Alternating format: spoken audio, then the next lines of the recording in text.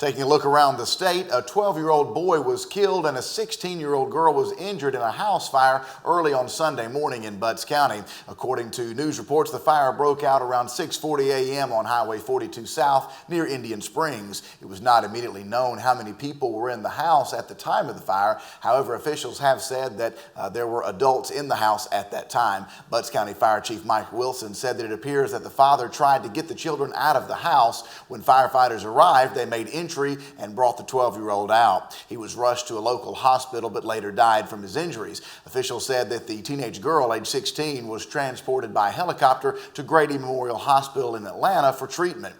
State and local fire investigators are trying to determine what caused the blaze, which destroyed the entire house. Well, the Gwinnett City says that it hopes to combat crime with a new set of laws aimed at long-term stay hotels, but homeless advocates warn that it could have unintended consequences for homeless residents.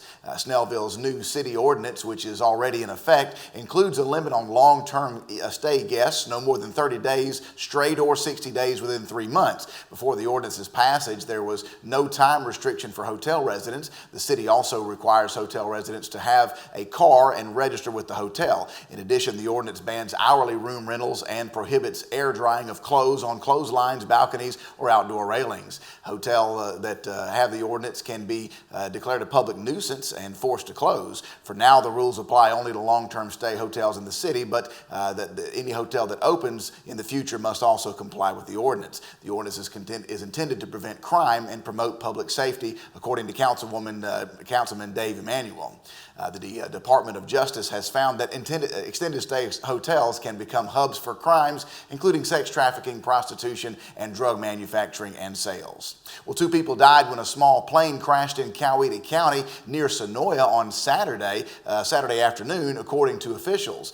The plane crashed on Highway 16 westbound at Tinsley Way. The FAA, which is investigating the crash, said the plane was a Mustang II, a low-wing 2-seat acrobatic plane. Coweta County Sheriff Lynn Wood stated the pilot had just landed, picked up a passenger, and then taken back off from Big T's Airport, a private grass-lined runway about a quarter mile from the crash site. It was a plane that had just been purchased in Florida and flown to Coweta County, this according to Wood. Authorities have not publicly identified the pilot or the passenger. The FAA is still investigating the crash. Well, that's the news for now. I'm Charles Hoard for SCB TV News. Thank you so much for watching. We'll see you next time. God bless you.